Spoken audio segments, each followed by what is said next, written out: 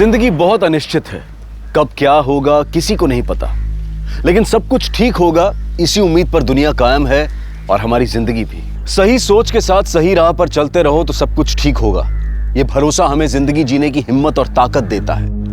लेकिन अगर सब कुछ ठीक होगा इस बात पर से भरोसा उठ गया तो, उम्मीद बार बार लगातार टूटती रही तो इंसान मायूस होकर गलत लोगों, गलत बातों और गलत राह पर भटक जाता है। उसके दिल में ये डर बैठ जाता है कि जो गलत कल हुआ वही आज होगा और शायद कल भी। और इसी डर को अपने सीने से लगाए वो जिंदगी जीने लगता है और नतीजा तबाही, बर्बादी। अतीत में चाहे कितना भी बुरा क्यों ना हुआ हो, लेकिन भविष्य में सब कुछ अच्छा होगा, इसी उम्मीद के साथ जीना ही जिंदगी है। अगर ये आशा, ये उम्मीद इंसान ने छोड़ दी तो उसका क्या नतीजा हो सकता है, ये हमारी आज की कहानी बताती है। एक ऐसा केस जिसने पुलिस को बौखला दिया, एक ऐसी कहानी जिसे देखकर आप भी चौंक जाएंगे।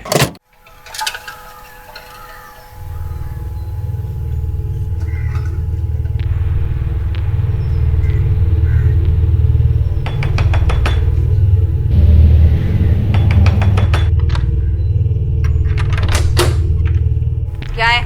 पिछले 5 महीने से आप लोगों ने दूध के बिल के पैसे नहीं दिए।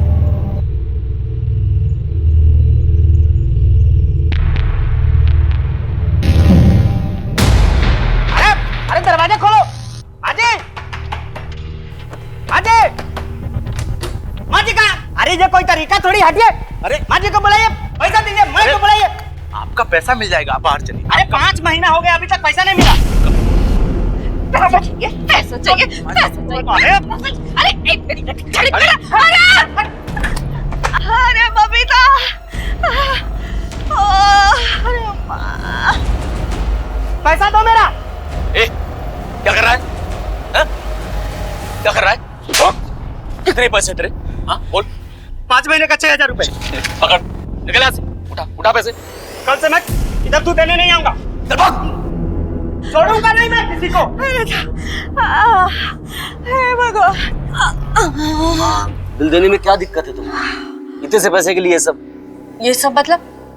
मैंने क्या किया? हाथ देख, शुक्रवार का दिन है और शुक्रवार के दिन लक्ष्मी घर से बाहर नहीं जानी चाहिए। और ये हमेशा शुक्रवार को क्यों आता है?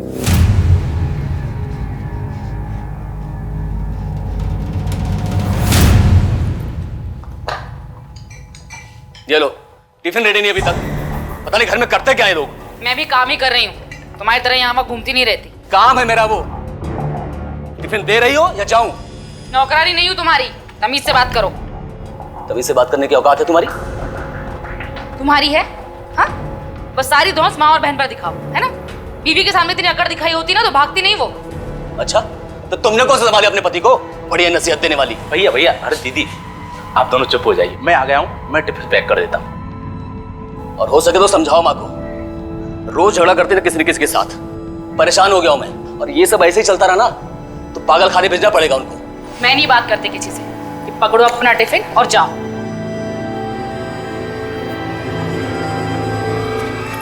भगवान, कुछ गड़बड़ ना हो जाए बस।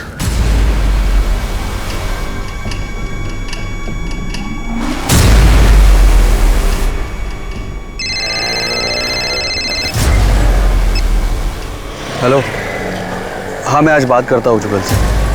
हाँ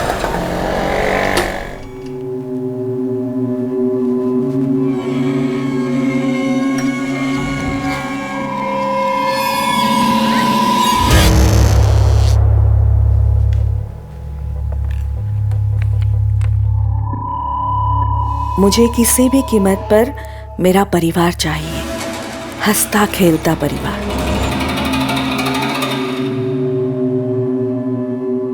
माँ, ये क्या लिखती रहती हो आप? गरम है तो? हाँ। जा।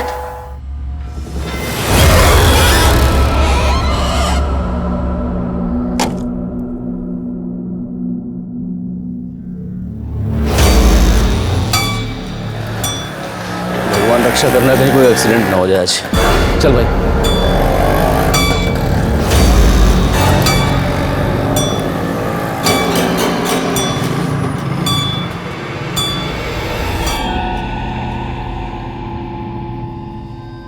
बबीता, ए बबीता। हाँ हाँ माँ। 8 बज गए, दरवाजा बंद कर ले।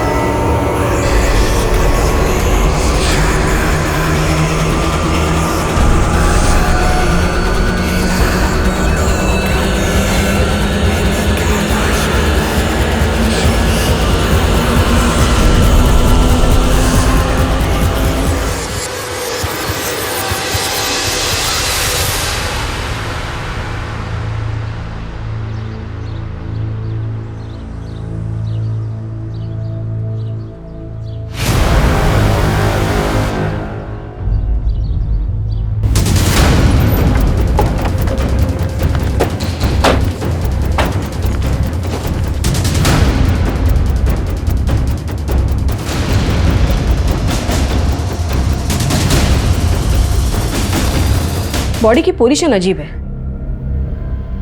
पूनम, तुम बाकी घर की तलाशी लो। मैम।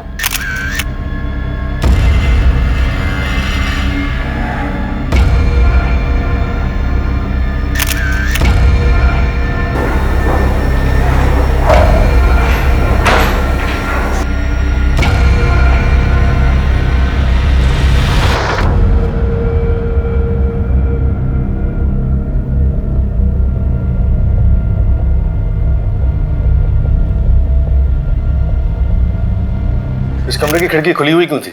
जुगल भैया अक्सर देर से आते हैं तो उनके लिए खिड़की खुली रखनी पड़ती थी। माँ की वजह से शाम 8 बजे घर के सारे दरवाजे बंद हो जाते हैं। इस उम्र में उन्हें डर लगता है कि कहीं कोई आकर उन्हें कुछ करना दे। किस किस को पता था कि जुगल रात को खिड़की से आना जाना करता है? मैं और माँ के सिवाय राजेंद्र को पता था।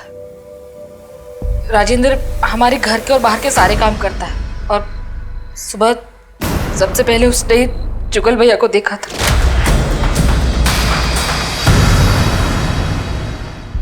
घर से या इस कमरे से कोई सामान गायब है? ऐसा कुछ लग तो नहीं रहा। कल जुगल घर कब लौटा? रात 11 बजे तक तो नहीं आए थे और वैसे भी उनके घर आने का कोई फिक्स टाइम नहीं होता।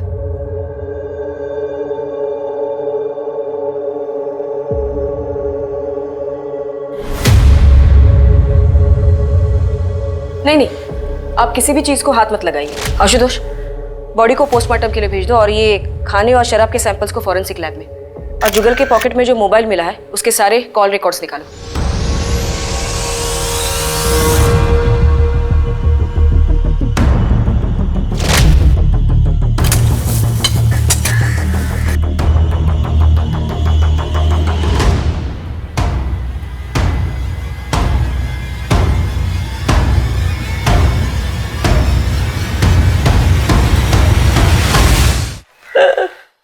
जुगल के अक्सर भी कराता था?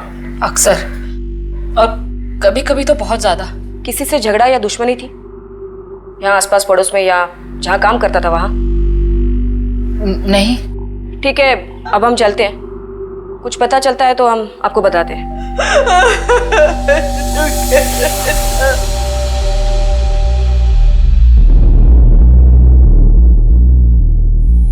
पूनम, विजय, तुम दोनों यहाँ गार्डन और आसपास में देखो, कहीं कोई सुराग या निशान है क्या? बॉडी घसीटने का कोई निशान मिल रहा है क्या, वो भी देखो। Yes ma'am. आशुतोष, पहले हमें ये पता करना है कि जुगल के घर आने से पहले उसके साथ क्या क्या हुआ। मतलब वो कहाँ से आ रहा था, क्या बताया उसकी बहन ने, कहाँ काम करता था वो? रीजन टेलीकॉम में काम करता था। हम वही चलते हैं।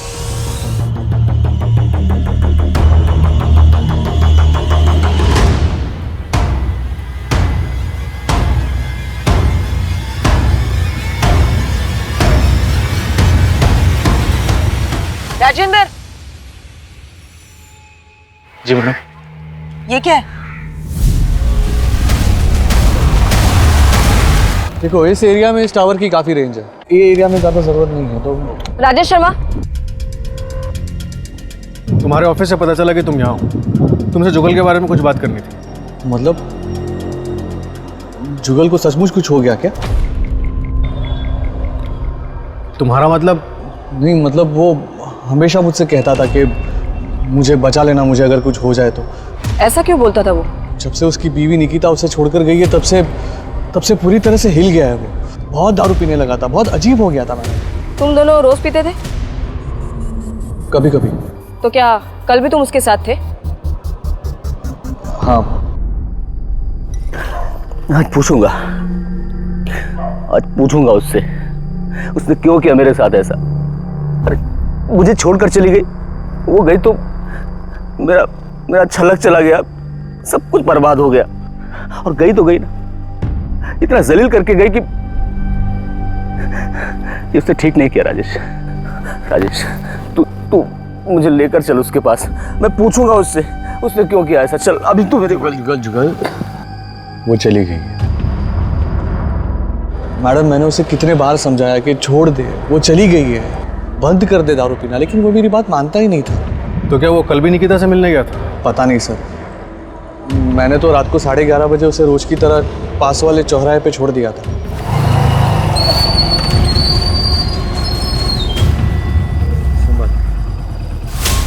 जुगल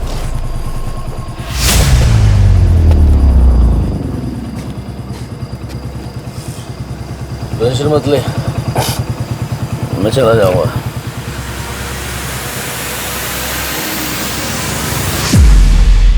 और वो किस जिल्लत की बात कर रहा था? वो भी एक अजीब कहानी है मैडम, उसके बारे में मेरे से बेहतर उसके घर वाले ही बता पाएंगे।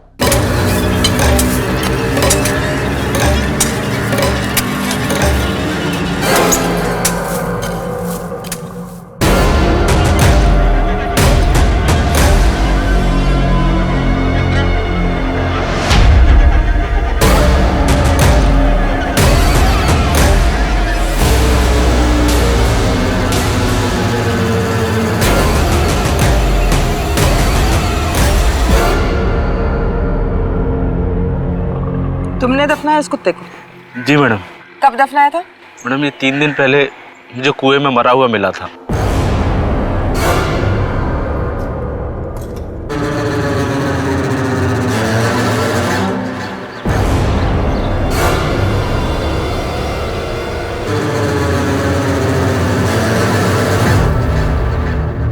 चलो दिखाओ ये कुआं कहाँ है।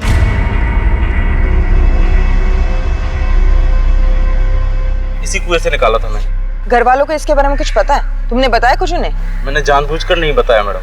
क्यों? क्योंकि जुगल भैया कुत्तों को लेकर बहुत परेशान होते थे। अगर ये बात उनको पता चलती तो वो गोपाल अय्यर से बहुत झगड़ा करते। गोपाल अय्यर? ये कौन है? हमारे पास ही रहते हैं मैडम। उनको कुत्तों से बड़ा प्यार है, वो कुत्तों को कहीं भी खाना खिलाने लग जाते हैं, यहाँ तक कि हमारे घर के बाहर भी। अय्यर साहब कितनी बार बोला है आपसे यहाँ पर कुत्तों को खाना मत खिलाया करो, आपको बात समझ में नहीं आ रही है? परेशान करके रखा हुआ है। अय्यर साहब आपसे बात कर रहा हूँ, मेरी बात सुन रहे हैं आप? क्या सुनेगा तुम्हारा बात? हा? रोज का एक ही बात, क्या प्रॉब्लम क्या तुम्हारा? मेरा प्रॉब्लम ये है अय्यर साहब कि मैं बोलता हूँ रोज आपको कि कुत्तों को खाना मत खिलाया करो, बात समझ में नहीं आती आपको? ये कुत्ता तुमको क्या करता, कभी काटा है क्या? अरे काटने को अरे जवान नहीं, तुम्हारा टाइम होगा, तुम जाओ। मैंने अरे काट लिया ना तो ठीक नहीं होगा, बता रहे हम आपको। धमकी देने का जरूरत नहीं है। धमकी दे रहा हूँ काट मैं। डालेगा साला तुम कहीं पे। अरे ऐसे कैसे काट डालेगा? इस झगड़े के बारे में और किसी को कुछ पता था? सभी को तो पता था मैडम। उसी ने सब कुछ बर्बाद कर दिया। हमारा हरा भरा परिवार था, सब खराब करके चलती बनी। एक वो और एक सूरज, दोनों की दोनों घटिया और नीच लोग। सूरज कौन? मेरा पति। नारायणं निराकारं नरवीर नरोत्तमं नरसिंहं नागनाथं च तम वंदे नरकांतकम। बोलो श्री सत्यनारायण भगवान की जय। अब ये प्रसाद सब में बांट दीजिए। रुकिए, सूरज जी कहाँ हैं? अरे बबीता, जाओ अपने पति को जल्दी बुला के लाओ। 1 मिनट, मैं बुला के लेके आती हूँ। सूरज जी, सूरज। आ रहा हूँ।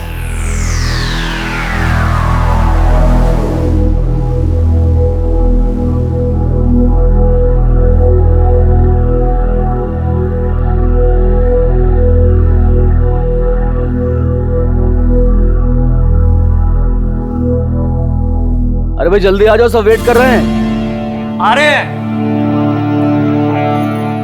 बबीता, टॉवल देना। बबीता,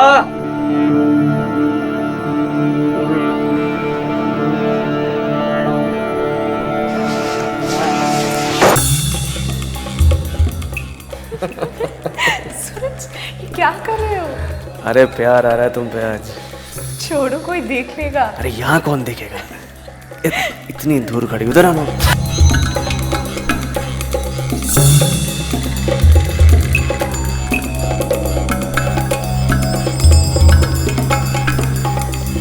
लेकिन जब माँ ने उन दोनों से पूछा तो दोनों ने साफ इनकार कर दिया। क्या बंद कर दे? किस बारे में बात कर रही हैं आप? मेरी तो कुछ समझ में नहीं आ रहा है। झूठ, तुम दोनों झूठ बोल रहे हो। मैंने खुद देखा और सुना तुम दोनों को बात करते हुए। बबीता, मैं बात कर रही हूँ ना। आप भी क्यों बात कर रही हैं? हमारी इज्जत का तो ख्याल करिए। निकिता भाभी के बारे में सोचिए, शर्म आनी चाहिए आप लोगों को। अच्छा, तुम्हारे कहने का मतलब ये है कि तुम दोनों के बीच कुछ नहीं चल रहा। आपकी कसम, भगवान की कसम, ऐसा कुछ भी नहीं है। ठीक है, इस बात को यही खत्म कर दे। परिवार की शांति बिगड़नी नहीं चाहिए, याद रखना। लेकिन फिर उसी दिन दोनों खुलेआम बिना शर्म के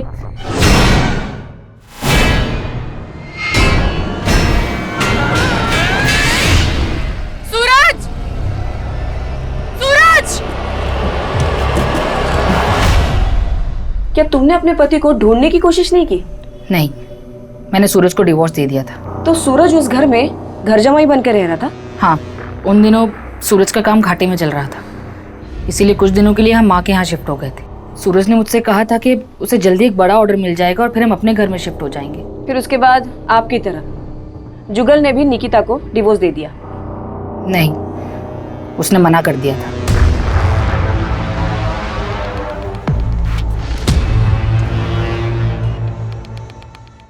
अजीब बात है, तेरवा देवी का जमाई सूरज उन्हीं की बहू निकिता के साथ भाग गया।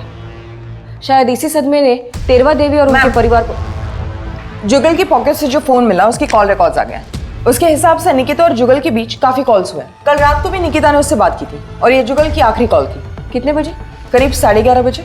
मैडम, जुगल के दोस्त राकेश ने भी ये बताया था कि तकरीबन इसी टाइम के आसपास उसने जुगल को चौराहे पे ड्रॉप किया था। हो सकता है कल रात जुगल अपनी बीवी निकिता से मिलने गया हो और उसे मौत का सामना करना पड़ा हो, क्योंकि ये बात हम जानते हैं कि जुगल ने डिवोर्स देने से मना कर दिया था, इसलिए सूरज और निकिता ने मिलके जुगल को मार दिया हो। पूनम, जुगल मिश्रा के घर के कंपाउंड में उसकी बॉडी घसीटने के निशान मिले? नहीं मैम, लेकिन एक अजीब बात सामने आई है। उनके घर के नौकर राजेंद्र को एक कुत्ते की लाश मिली जो उसने दफनाई। घर वालों में से किसी को नहीं बताया और उसका कहना है कि उसके घर के पास रहने वाले गोपाल अय्यर का जुगल से झगड़ा न हो, इसलिए उसने ये बात किसी को नहीं बताई। यहाँ इस केस में सब अजीब है। वो बुजुर्ग माँ, उनके जमाई और बहू, नौकर राजेंद्र और अब ये गोपाल अय्यर। इस गोपाल अय्यर की कुंडली निकालो, पता करो कि कल रात वो कहाँ था और ये सूरज और निकिता के बारे में भी पूछताछ करो। वैसे ही आप अर्जुन की भी करोगे ना? क्या मेघा की माँ, नैना की शादी का तो कोई मुकाबला ही नहीं हो सकता। ओ भाई, बस हो गया। मैं अपने अर्जुन और जूही की शादी ऐसे करूंगी कि देखती रह जाओगी, आंखें फट जाएंगी, लाखों में एक। कौन है? माँ कौन है? माँ कौन है? माँ, माँ कौन है? मैं हूँ बबीता। हाँ, बबीता। वो आया? वो नहीं आया। ऐसे कैसे? तूने उसे जुगल के बारे में बताया था ना?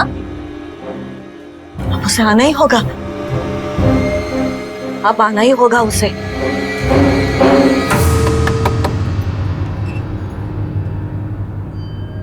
परसों रात को आपने जुगल को फोन क्यों किया था? माफी मांगने के लिए। अच्छा, परसों रात आप कहाँ थी? यही घर पे ही थी। इस बात का कोई गवाह? गवाह की क्या जरूरत है, मैं यहाँ घर पे ही थी। मगर आप ये सब क्यों पूछ रहे हैं? कल सुबह जुगल के कमरे से उसकी लाश मिली, तो इससे आपको कोई दुख नहीं पहुंचा? जो होता है अच्छे के लिए होता है। अब सूरज के साथ शादी करने के लिए आप आजाद जो हो। आजाद? सूरज ने तो कब से अपनी आजादी चुन ली है। मतलब? हमारे बीच में अब कुछ भी नहीं है। तो अब सूरज कहाँ है? मुझे नहीं मालूम। गोपाल अय्यर आपका ही नाम है ना? जी, मेरा नाम है। जुगल मिश्रा को जानती थी? वो दरिंदा, मेरे को तो उसका नाम भी नहीं सुनना। परसों सुबह आपकी उसके साथ लड़ाई हुई थी। हाँ, वो तो रोज होती है, कौन सी नई बात है? और आपने उसे मारने की धमकी भी दी थी। काट डालेगा साला तुम कहीं पे। अरे ऐसे कैसे काट डालेगा? अरे मैडम, मैं तो उसे डरा रहा था, पता नहीं उसे कुत्तों से इतनी नफरत क्यों थी। अब देखिए ना, पिछले हफ्ते मेरे 3 कुत्ते गायब हो गए, उसी ने शायद कुछ किया होगा। अच्छा वो मर गया, कम से कम मेरे कुत्ते तो बचे रहेंगे। परसों शाम को और रात को आप कहाँ थे? जी, मैं घर पे था, पूरी रात घर पे था। आपको चाहिए तो मेरी बीवी से पूछो, लेकिन आप लोग ये सब मुझसे क्यों पूछ रहे हैं? आपको क्या लगता है मैंने कुछ किया?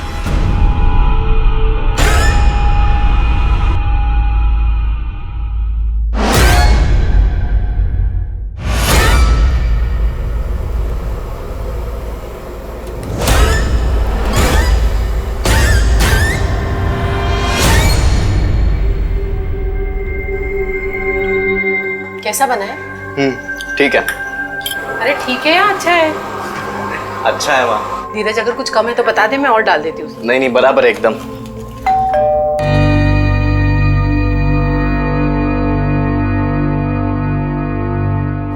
धीरज बेटा, कितना बड़ा हो गया है तू। 5 साल हो गए तुझे देखे। अरे अपनी दादी और बुआ को अंदर नहीं बुलाएगा? आ जाइए। बबीता, टिफिन ला। धीरज बेटा, आजा, इधर आजा, खाए। कौन है धीरज? धीरज, आप दोनों से मैंने साफ साफ कहा है कि आपसे हमारा कोई लेना देना नहीं है। सुनाई नहीं दे रहा आपको? इज्जत से निकल जाइए वरना धक्के मार के निकलवाऊंगी। अरे ले धीरज बेटा, ले बेटा, ले बेटा। अरे मेरे हाथ का बना घर का ताजा खाना है और सब कुछ इसकी पसंद का है। धीरज, इनके हाथ का बना कुछ मत खाना। क्या नहीं खाने थे उससे, कुछ नहीं होगा उसे। हाँ? फिर भी वो नहीं खाएगा। बबीता, खाइए, खा खा, ताकि उसको पता चले कि इसमें मैंने जहर नहीं डाला है। देख, देखा? और सुन, धीरज मेरा पोता है, वो मेरे घर में रहना चाहिए, मेरे साथ। धीरज उस घर में कभी नहीं जाएगा। उस घर में एक भी मर्द जिंदा नहीं रहता है। अब तो जुगल को भी खा गए आप लोग। याद रखता नहीं, बहुत पछताएगी तू। निकलिए।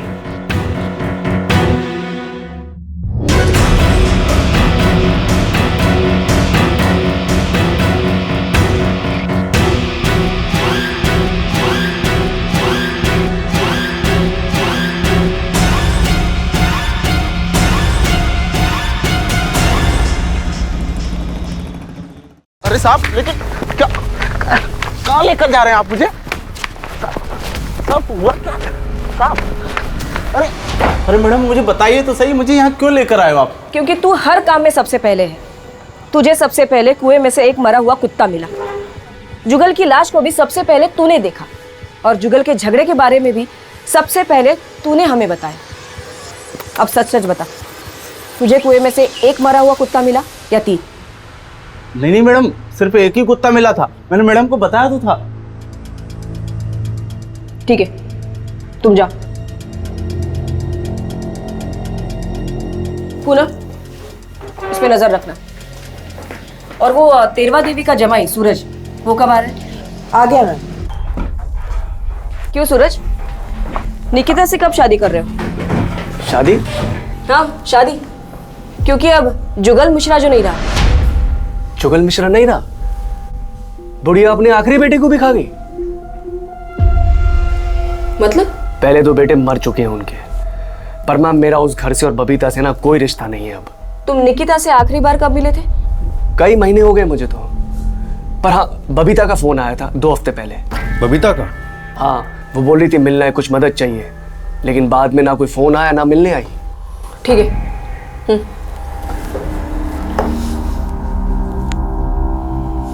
बबीता ने इसे फोन क्यों किया होगा?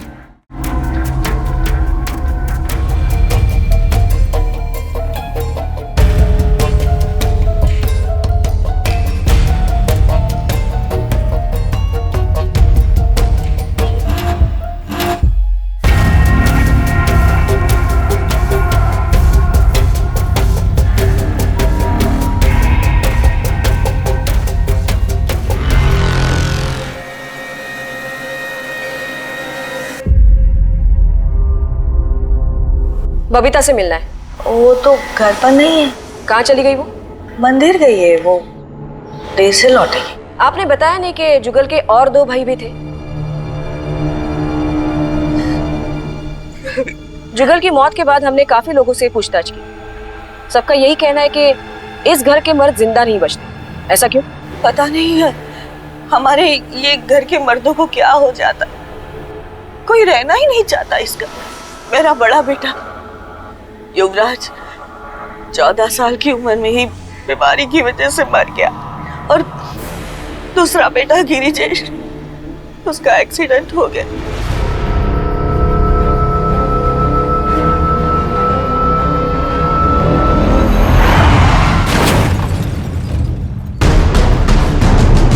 उसके बाद गिरिजेश की बीवी खानी मेरे पोते को लेकर घर छोड़कर चली गई। ये कब की बात है? 8 साल पहले की बात है। बबीता जैसे घर आए उन्हें कहिएगा कि हमें कांटेक्ट करें। और आपका नौकर राजेंद्र कहीं नहीं दिख रहा। गया होगा इधर उधर कहीं, मुझे नहीं पता।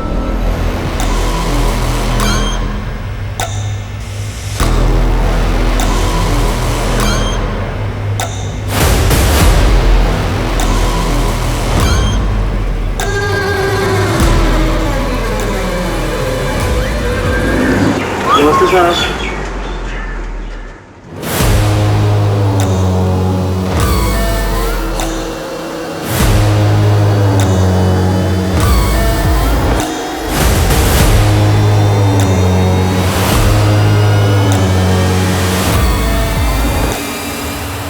आशुतोष, तेरवा देवी के पोते धीरज के बारे में पता करो।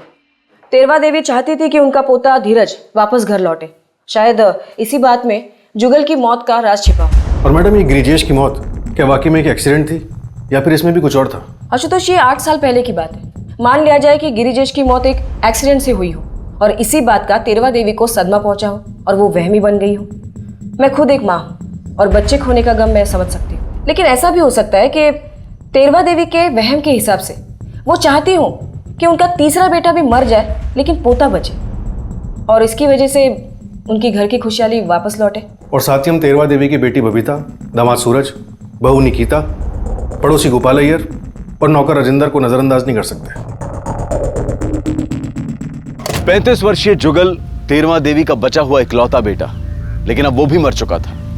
लेकिन पुलिस का यह शक कि जुगल की हत्या हुई है काफी ठोस था और शक के दायरे में जुगल की पत्नी निकिता, जुगल की बहन बबीता कुमारी और बबीता का पति सूरज थे। क्या इनके अलावा कोई और भी था जो जुगल की जान ले सकता था? और इस हत्या की वजह क्या थी? जुगल एक नशेबाज, हारा हुआ इंसान था। उसे मारकर किसी को क्या मिलने वाला था? पुलिस कोशिश कर रही थी लेकिन उन्हें कोई रास्ता नजर नहीं आ रहा था। और उसी वक्त पुलिस के पास एक ऐसी खबर आई जिसकी वजह से ये केस उल्टी दिशा में घूम गया। और जैसा कहना मैडम, मैं धीरज मिश्रा हूँ, तेरवा देवी मिश्रा का पोता। कल शाम से मेरी दादी और बुआ गायब है। उनका फोन भी बंद आ रहा है। दादी और बुआ घर पे नहीं है? नहीं, वो कल शाम को निकले थे, अभी तक वापस नहीं आए। लेकिन मुझे तो आज घर आने कहा था उन्होंने। कल शाम को उनके जाने के बाद अगर वो वापस घर नहीं लौटे तो तुमने हमें आके क्यों नहीं बताया? और आखिरी बार कब और कहाँ देखा था उनको? मैडम, कल शाम को उन्हें कहीं बाहर जाना था तो उनके लिए ऑटो मैं ही लेकर आया था।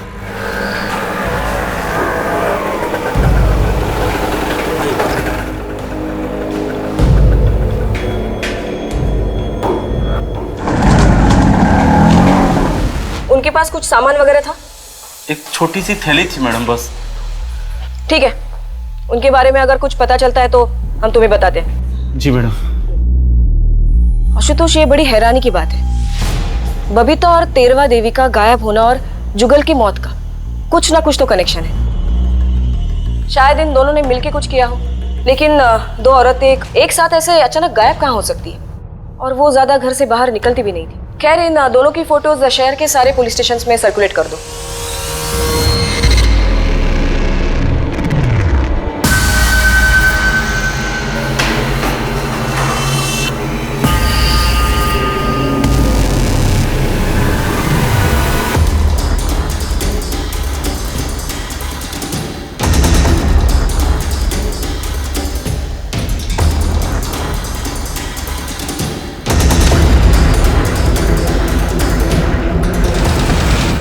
बबीता कुमारी और तेरवा देवी का गायब होना एक पहेली थी। उनके दुश्मन तो काफी थे, लेकिन उनमें से कौन उन दोनों को गायब कर सकता था, इस बारे में पुलिस उलझन में थी। और तभी एक बार फिर से इस केस ने रुख बदला। मैडम, जुगल मिश्रा की पोस्टमार्टम रिपोर्ट। इस रिपोर्ट के मुताबिक जुगल की मौत अल्कोहल ओवरडोज की वजह से हुई थी। ज़्यादा शराब पीने की वजह से उसे वॉमिट सेंसेशन हुआ जो उसके विंड पाइप में अटक गया। और वो सांस नहीं ले पाया।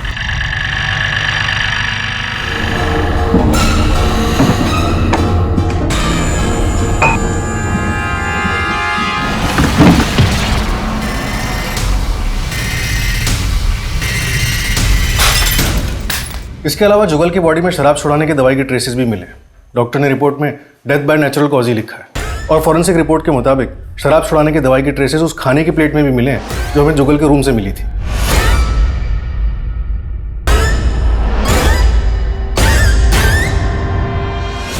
लेकिन अब सवाल ये उठता है कि अगर जुगल की हत्या नहीं हुई थी तो तेरवा देवी और बबीता भागे क्यों? इन दोनों के भागने के पीछे जरूर कोई कारण होगा, या फिर ये भी हो सकता है कि इन दोनों के साथ भी कोई हादसा हुआ हो। मैम, बबीता और तेरवा के फोन रिकॉर्ड्स में कुछ खास हाथ नहीं लगा, लेकिन बबीता की राजेश शर्मा के साथ अक्सर फोन पे बातें होती थी।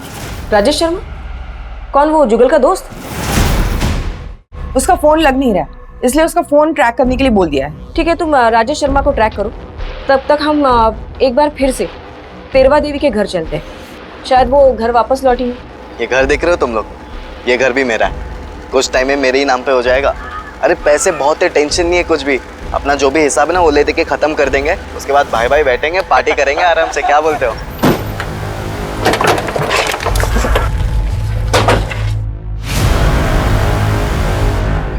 तुम यहाँ क्या कर रहे हो? और राजेंद्र का है? सर मैं वो अपनी दादी और बुआ से मिलने आया था बस।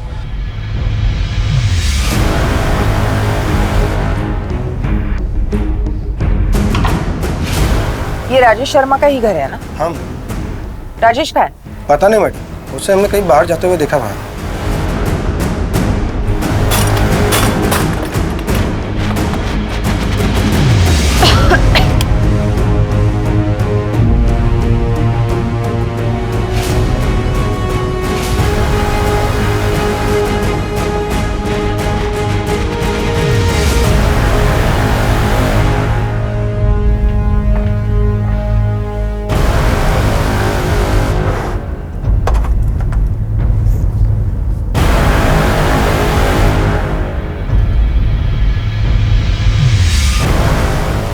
लेकिन इस रिपोर्ट के मुताबिक ये राजेश शर्मा 3 दिन से गायब है, कुछ अता पता नहीं है, उसका फोन भी ट्रेस नहीं हो पा रहा। लेकिन हमारी खबरियों से ये पता चला कि बबीता और वो अक्सर छुप छुप कर मिला करते थे। ये केस उलझता ही जा रहा है। कहीं ये राजेश तेरवा देवी और बबीता के साथ मिलकर कुछ साजिश तो नहीं कर रहा? मैडम, ये भी तो हो सकता है कि बबीता और राजेश के रिश्ते को जुगल और तेरवा देवी का विरोध था, इसलिए जुगल की मौत के बाद उन्होंने तेरवा देवी को अपने रास्ते से हटा दिया। फिर ये बबीता क्यों गायब है? और वो उनका नौकर राजेंद्र, वो कहाँ चला गया?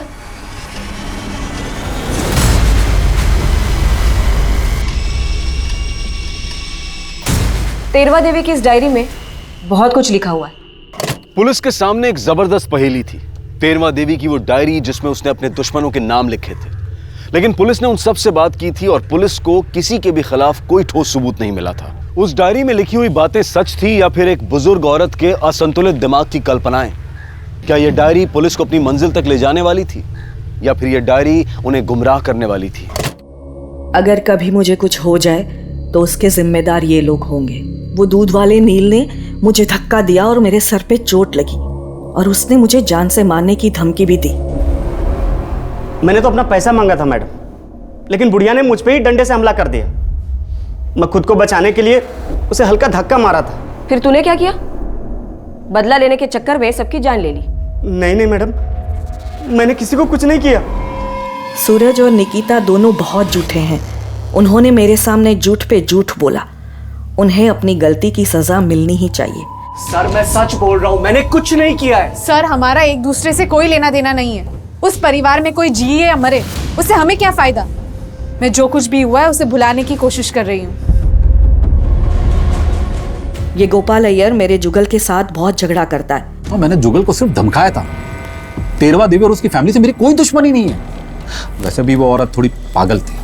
आपको यकीन नहीं होता ना, बार वो लड़का आकर बैठा ना, आप उससे पूछिए कितना बेइज्जत करके उसको निकाला था घर से।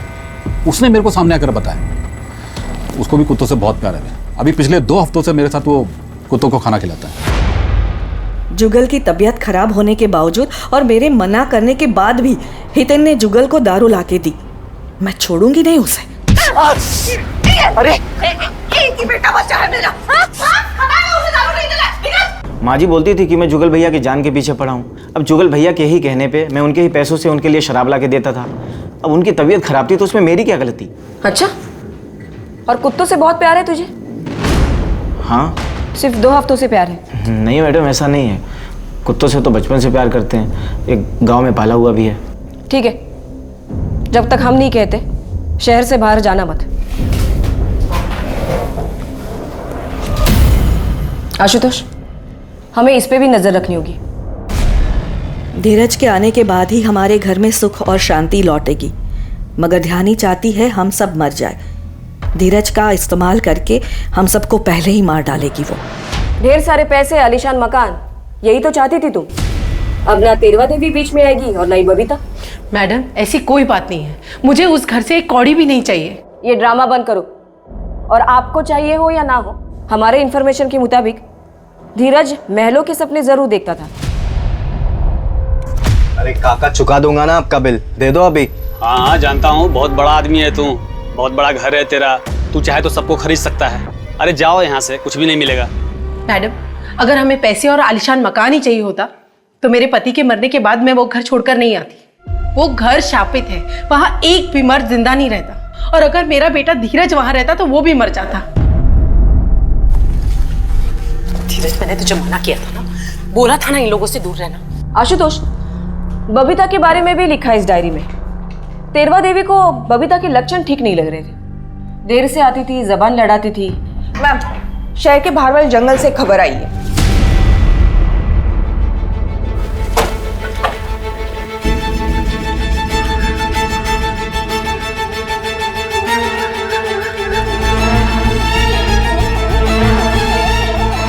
लाश पे घाव का निशान काफी भारी और गहरा है।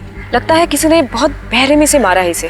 इस केस की शुरुआत जुगल की मौत से हुई थी, तब हमें लगा था कि हत्या है, पर ऐसा था नहीं। और अब जुगल की माँ तेरवा देवी गायब है और बहन बबीता की लाश मिली है। बबीता इनमें से अहम कड़ी थी, अब वो भी टूट चुकी है। तेरवा देवी गायब है और नौकर राजेंद्र, अभी तक उसकी कोई खबर नहीं। मैडम, उसकी डायरी से हमें उसकी दुनिया के बारे में पता चला था। उसकी डायरी में मौजूद लोग उसकी दुनिया में बसते थे और उसी दुनिया में से किसी ने शायद ये कांड किया। लेकिन अब सवाल ये है कि तेरवा देवी की दुनिया में बसने वाला वो कौन व्यक्ति है जिसने सब कुछ किया। इतने दिनों से ढूंढ रहे हैं तुझे, ना तेरा फोन लग रहा है, ना किसी को पता है कि तू कहाँ था। गाँव गया था, वहाँ पर नेटवर्क नहीं था। बबीता से क्या रिश्ता है तुम्हारा? प्यार करते थे हम एक दूसरे से। तो उसे मारा क्यों? मैं उसे क्यों मारूंगा मैडम?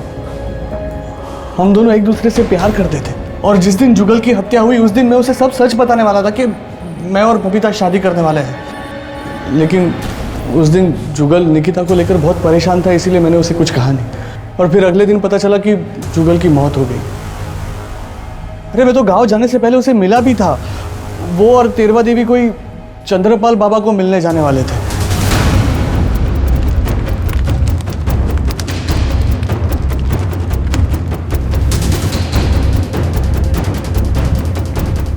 चंद्रपाल,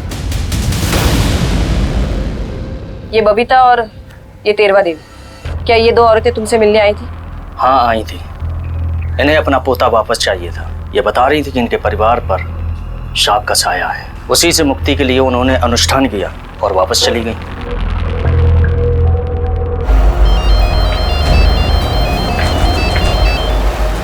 हेलो,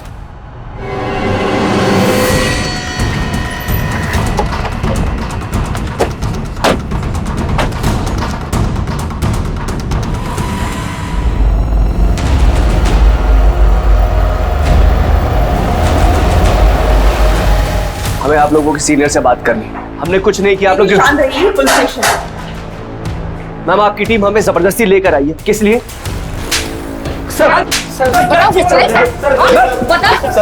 अच्छा बताता हूँ। मैं भी हरिओम चंद्रपाल बाबा का भक्त था। उस दिन मैंने बबीता और तेरवा देवी को उनके आश्रम में देखा था। वहाँ से मुझे पता चला कि वो दोनों वहाँ पे वापस आने वाले थे। तब मैंने हितेन को याद किया। हितेन को पहले ही तेरवा देवी से नफरत थी। ये रिक्शा चलाता है। माँ जी नमस्ते। पहचाना? इसने घर छोड़ने के बहाने उन दोनों को अपने रिक्शा में बैठाया। कहाँ जा रहे हैं हम? अरे हितेन, ये कहाँ ले जा रहा है? ये हमारे घर का रास्ता नहीं है, कहाँ से लेकर जा रहा है तू? ये अजीब सी जगह है। कहाँ लेकर आया तू? कितने बार बोला तेरे को? क्या लेकिन ये सब करके तुम दोनों को क्या हासिल होने वाला था? क्या तुम तेरवा देवी से कुछ साइन करवाना चाहते थे? मैम हमें तो बाद में मिलता, पहले तो उसे हासिल होने वाला था। किसे?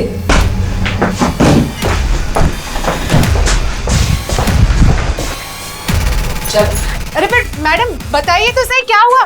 Madam please. सूरज और मैं अलग हो चुके थे, लेकिन जुगल की मौत के बाद मेरे दिमाग में एक प्लान आया था, तो मैंने सूरज को अपने पास बुलाया। सूरज, जुगल अब रास्ते से हट चुका है और ध्यानी तो अभी हवेली में वापस आएगी नहीं और ना धीरज को आने देगी। इसका मतलब समझते हो? अरे जुगल ने मुझे अब तक डिवोर्स नहीं दिया है, इसका मतलब मैं अभी भी मिश्रा खानदान की बहू हूँ और उस हवेली पे मेरा भी हक है। मगर बबीता और बुढ़िया, उसका क्या? और इसलिए तुमने बबीता को इतनी बेरहमी से मारा? तेरवा देवी एक बुजुर्ग औरत थी जो अपने परिवार को जोड़कर रखना चाहती थी। वो चाहती थी कि उसका परिवार एक ही छत के नीचे सुख और शांति के साथ रहे, लेकिन वो हो ना सका और नतीजा, उसका भरोसा, उसकी उम्मीद टूट गई। जिंदगी के इस अनिश्चित पहलू ने तेरवा देवी को इस कदर तितर बितर कर दिया कि वो तंत्र मंत्र और तांत्रिक की झूठी बातों पर भरोसा करने लगी। उसका विश्वास ऐसी बातों पर बैठ गया जहां पर सिर्फ फरेब और मक्कारी थी, और था तेरवा देवी के बचे खुचे कुटुंब का अंत। तेरवा देवी अकेली थी, उम्र ढल गई थी, कमजोर थी, और राजेंद्र, निकिता और सूरज ने इस बात का फायदा उठाया। कठिन समय में तेरवा देवी कमजोर पड़ गई और अपनी जिंदगी से हाथ धो बैठी। कठिन समय हर किसी की जिंदगी में आता है, और इसी कठिन समय में सबसे ज्यादा शक्ति की जरूरत होती है। हम ये प्रार्थना करते हैं, उम्मीद करते हैं कि ये शक्ति हम सबको मिले। देखते हैं हमारे आज के एपिसोड की दूसरी कहानी।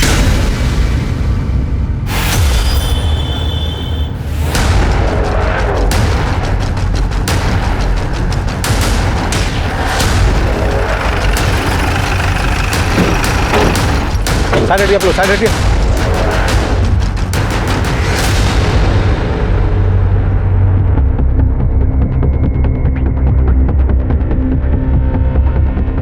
मिश्रा सर, आसपास देखो, इस औरत की कोई आईडी प्रूफ या मर्डर वेपन मिलता है तो। Okay sir. शुक्ला सर। आप लोगों में से किसी ने कुछ देखा? नहीं सर। इस औरत को जानते हो आप लोग? यहीं की है या कहीं और की है? मालूम है सर। सर, ये औरत शायद प्रेग्नेंट थी और बाकी बॉडी पे घसीटने के अलावा और कोई चोट के निशान नहीं है सर। घाव और बॉडी की कंडीशन को देखकर ये लग रहा है कि ये मर्डर पिछले 24 घंटे के अंदर हुआ है। सर शायद चेहरा इसीलिए बिगाड़ा गया है ताकि इसकी पहचान ना हो सके। लेकिन शुक्ला, कोई किसी औरत का इस तरह से पेट चीट कर बच्चा क्यों निकालेगा? क्या मकसद हो सकता है उसका? दुश्मनी या बदला? एक काम करो, आसपास और अच्छी तरह से चेक करो, शायद इसके बच्चे को कहीं आसपास ही फेंका हो।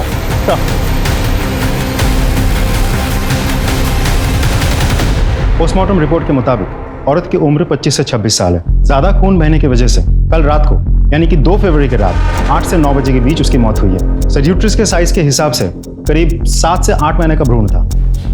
मतलब कि बच्चे को जन्म से पहले उस औरत का पेट काटकर बाहर निकाला गया। पेट काट के बच्चा बाहर निकालने के लिए प्रॉपर सर्जिकल इक्विपमेंट्स का इस्तेमाल किया गया है, जैसे आमतौर पर डॉक्टर्स यूज करते हैं सर। लेकिन पेट काटने के बाद औरत को वैसे ही छोड़ दिया गया, जिसकी वजह से एक्सेसिव ब्लड लॉस हुआ और उसकी मौत हो गई। शुक्ला, या तो ये किसी नौसीखे का काम लगता है, या फिर इस केस के पीछे 2 कारण हो सकते हैं, इलीगल अबॉर्शन और इलीगल डिलीवरी। उस औरत के साथ कोई बलात्कार या सेक्सुअल असॉल्ट का भी मामला सामने आया है? नहीं सर। मतलब कि शायद उस औरत का बच्चा ही उसकी मौत का कारण बना। लेकिन क्यों? भारतीय संस्कृति में औरत को देवी मतलब भगवान के बराबर माना गया है, बल्कि उसके भी ऊपर, क्योंकि वो अपने भीतर एक जिंदगी को पालती है और फिर असहनीय पीड़ा को झेलते हुए उसे जन्म देती है। हमने बच्चों के हॉस्पिटल, स्कूल, मोहल्ले, गलियों और यहां तक कि उनके घर से अगवा होने के किस्से सुने हैं, लेकिन एक गर्भवती महिला के पेट को चीरकर उसके अजन्मे बच्चे को अगवा करने का घिनौना जुर्म सब पहली बार सुन रहे थे। कौन थी औरत जिसके साथ इतनी बर्बरता की गई थी और क्यों? इससे किसी की क्या दुश्मनी, क्या नफरत होगी कि इतनी बेरहमी से इसका कत्ल करके उसके अजन्मे बच्चे को अगवा कर ले? क्या दुश्मनी और नफरत ही इस दिल दहला देने वाले जुर्म का कारण थी, या फिर वजह कुछ और ही थी?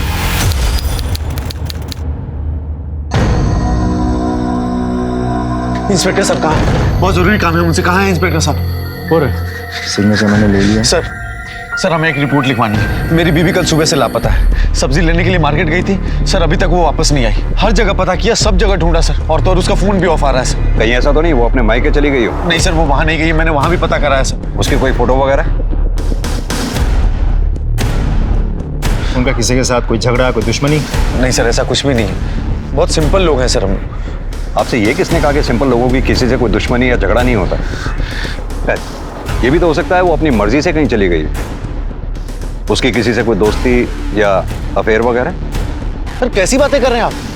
सर वो ऐसी नहीं है, मेरी बीवी है वो, 7 महीने की प्रेग्नेंट है सर, 2 महीने में हमारा बच्चा होने वाला है। शुक्ला, इनकी पत्नी की डिटेल्स ले लो और छानबीन शुरू कर दो। इनकी पत्नी की फोटोग्राफ्स मार्केट में सब जगह सर्कुलेट करवा दो। लोकेशन रिकॉर्ड, कॉल रिकॉर्ड सब निकलवाओ। देखो शायद किसी ने कुछ देखा हो। चलो अब आइए मेरे साथ।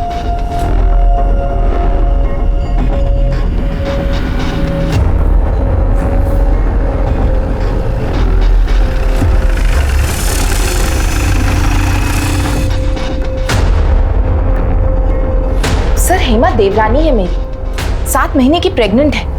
हम लोग बहुत ध्यान रखते हैं उसका।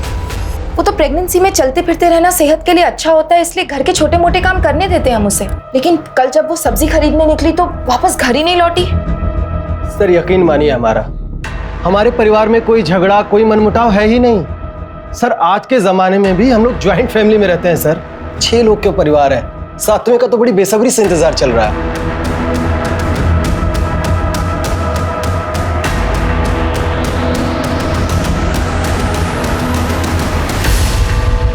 सर हमने हेमा की फैमिली, आस पड़ोस के मार्केट, हर जगह पूछताछ की है, लेकिन कहीं से कोई सुराग नहीं मिला। मार्केट के किसी भी सीसीटीवी फुटेज में वो दिख नहीं रही। उसका फोन भी घर से बाहर स्विच ऑफ हुआ है। मैंने कॉल रिकॉर्ड्स खुद चेक किए हैं, ज्यादातर घर वालों के ही नंबर है। और फिरौती के पैसों के लिए भी अभी तक कोई फोन नहीं आया। पॉसिबल है कि ये किडनैपिंग का केस ही ना हो। अब सवाल ये उठता है कि हेमा गई तो गई कहाँ? क्या अपनी मर्जी से कहीं चली गई?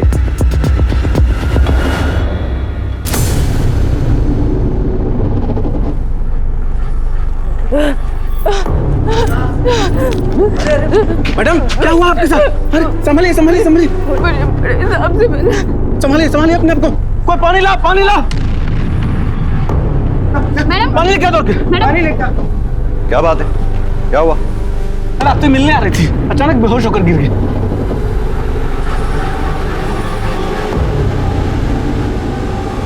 हेमा? आइए। हेमा, हेमा क्या हो गया तुम्हें? अरे ये सब कहाँ चली गई थी तुम? मैंने उनको रोकने की बहुत कोशिश की, लेकिन नहीं रोक पाए। हेमा तुम क्या कह रही हो? मैं सब्जी लेने जा रही थी मार्केट में और मेरे सामने बहन आके रुकी। सब इतना जल्दी हो गया कि मैं कुछ समझ ही नहीं पाई, और जब समझ में आया तो उन्होंने मेरे आँख, मुंह और पैर बांध रखे थे। मैं बहुत चिल्लाई, मैं बहुत गिड़गिड़ाई, लेकिन किसी ने नहीं मेरी सुनी और उसी वैन से मुझे फेंक के चले गए।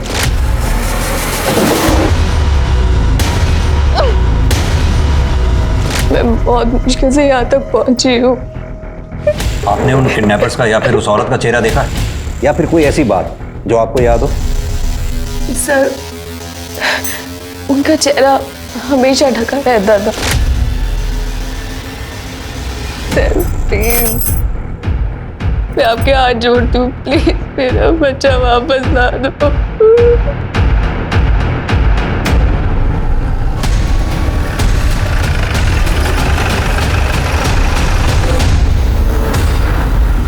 सर मुझे समझ में नहीं आ रहा कि आप हेमा का मेडिकल क्यों कराना चाहती हैं? वो ऑलरेडी इतनी परेशान है। ये जानने के लिए कि हेमा के साथ डिलीवरी के अलावा कोई मारपीट या जोर जबरदस्ती तो नहीं हुई है।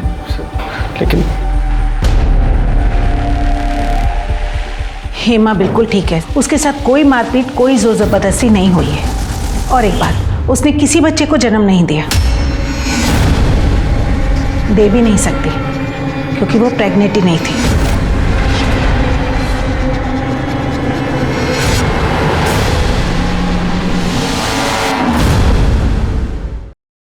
सर राजेश भैया की 2 बेटियां हैं, वो बेटा नहीं दे पाए। अब सबकी उम्मीदें हमसे हैं कि हम खानदान को एक बेटा एक वारिस देंगे। सर हम तो बहुत कोशिश करते थे, लेकिन मैं कभी प्रेग्नेंट हो ही नहीं पाई। सर हालत इतनी खराब हो गई थी कि घर में आते जाते सब मुझे ताना देते थे। अब मैं उन्हें तो कुछ नहीं कह सकता था, तो अपनी सारी भड़ास मैं हेमा पर जाकर निकालता था। अतुल, देखो भगवान पे भरोसा रखो, जब वो चाहेगा बच्चा हो जाएगा। और अगर हमारी किस्मत में है ही नहीं तो हम क्या कर सकते हैं? दिमाग खराब है तुम्हारा। हम भगवान और किस्मत के भरोसे नहीं बैठ सकते। अब तू भी बताओ क्या करूं मैं? सर 7 महीने पहले हमने ये प्लान बनाया कि सबको जाकर के झूठ कह देंगे कि हेमा प्रेग्नेंट है, और प्रेगनेंसी के 7वें महीने में ये किडनैपिंग का नाटक, ताकि हेमा जब लौटकर वापस जाए और सबको बताए कि उसने अपने बेटे को खो दिया है, तो पूरे परिवार की सिंपैथी मिले और हमें ताना भी नहीं सुनना पड़े। सर मैंने तो अतुल को कहा था कि ये सब करने का कोई फायदा नहीं है, लेकिन इन्होंने। तुम दोनों कुछ पागल हो क्या, या अपना दिमाग इसी तरह की घटिया प्लानिंग में इस्तेमाल करते हो? कभी IVF सेंटर का नाम नहीं सुना आप लोगों ने? वही चले जाते। न जाने तुम जैसे कितने कपल्स जो औलाद के लिए तरसते हैं, उन्हें अपनी औलाद मिली है वहां से। यार really sorry sir. We are sorry. अभी तो जाने दे रहा हूं आप लोगों को। अगली बार ऐसा कोई नाटक किया तो मेरे से बुरा कोई नहीं होगा। जा सकते हैं आप। Thank you sir.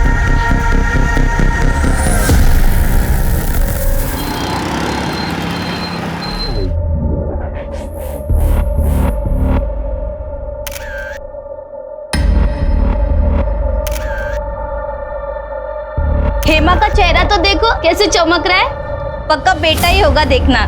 हेमा आज तेरी गोद भराई है, माँ बनने वाली है तू। अरे थोड़ा तो मुस्कुरा दे। क्या हुआ हेमा, सब ठीक है ना? तू कुछ परेशान लग रही है। जया भाभी, हेमा का पूरा परिवार है उसका ध्यान देने के लिए, आप अपना देखिए। आपको भी तो 2 महीने में बच्चा होने वाला है। बाकी हेमा को डरने की कोई जरूरत नहीं है ना हेमा?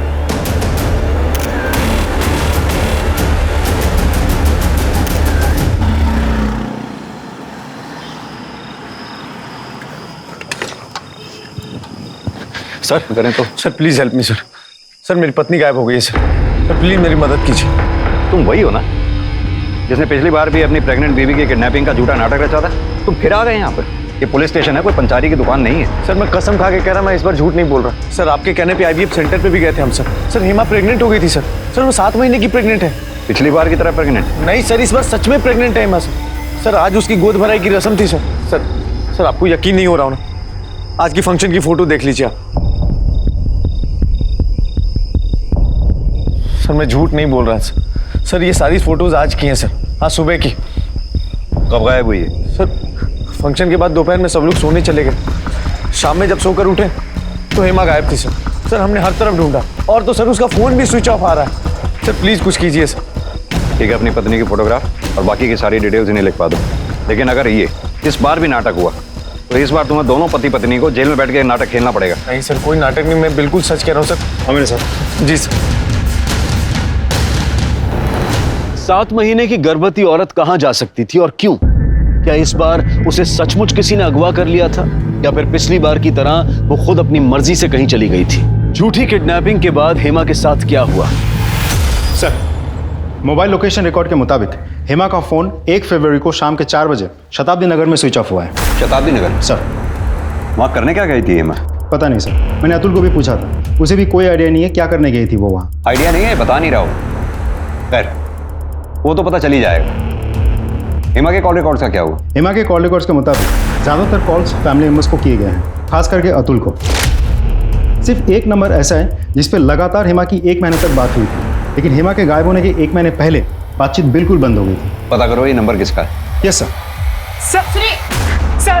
सर मेरी बेटी सर मेरी। आप बाहर चलिए, आप ऐसे अंदर नहीं आ सकते। सर चलिए सर, मेरी बेटी को बचा। सानिका मैडम बोल लें, कहिए क्या बात? सर मेरी 1 दिन की बेटी गायब हो गई है सर, मेरी मदद कीजिए सर, उसे वापस ला दीजिए प्लीज सर, मेरी मदद कीजिए। सर कल सुबह सिटी नर्सिंग होम में सोनाली की डिलीवरी हुई थी और तकरीबन 11 बजे हमारी बेटी पैदा हुई थी। सर आज सुबह जब सोनाली वॉशरूम से आई तो हमारी बेटी गायब थी सर। हमने सारा हॉस्पिटल देख लिया लेकिन हमारी बच्ची कहीं नहीं मिली सर। सर मेरी बेटी को वापस ला दीजिए सर, उसे ढूंढ दीजिए सर। देखिए आप शांत हो जाइए, चिंता मत कीजिए, हम जल्द से जल्द आपकी बच्ची को ढूंढने की कोशिश करेंगे। आप कंप्लेंट लिखवा दीजिए बाहर। तिवारी मैडम, इनकी कंप्लेंट ले लो आप। सर, शताब्दी नगर में एक औरत की लाश मिली है।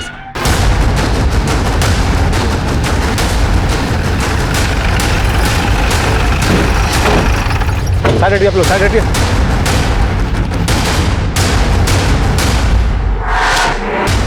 पोस्टमार्टम रिपोर्ट के मुताबिक औरत की उम्र 25 से 26 साल है। ज्यादा खून बहने की वजह से कल रात को यानी कि 2 फरवरी की रात 8 से 9 बजे के बीच उसकी मौत हुई है। सर यूट्रस के साइज के हिसाब से करीब 7 से 8 महीने का भ्रूण था।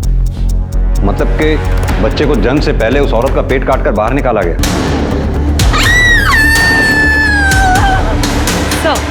सर जहां उस औरत की लाश मिली थी उससे कुछ दूरी पर 7 महीने का भ्रूण भी मिला है। इन सारी चीजों को देखते हुए और बॉडी की डिटेल्स को देखते हुए ये लाश हेमा की लगती है। शुक्ला, एक काम करो, हेमा के हस्बैंड अतुल को लाश की शिनाख्त के लिए बुलाओ। सर,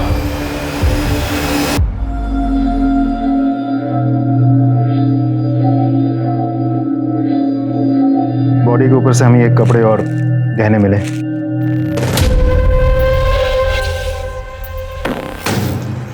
हेमा! हेमा! हेमा! हेमा! एक और बॉडी है। बच्चे की बॉडी हमें इन्हीं के पास से मिली थी। दोनों बॉडीज के ब्लड सैंपल हमने टेस्ट के लिए भेज दिए, लेकिन हम कंफर्म कर पाए कि ये बच्चा इन्हीं का है।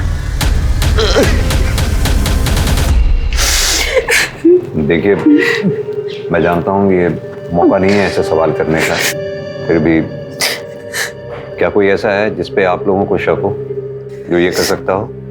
सर हम आपको पहले ही बता चुके हैं, हम बहुत सिंपल लोग हैं सर, हमारा किसी से कोई झगड़ा कोई दुश्मनी नहीं है सर। शायद ही कोई ऐसा हो जो हेमा के मां बनने से दुखी होगा।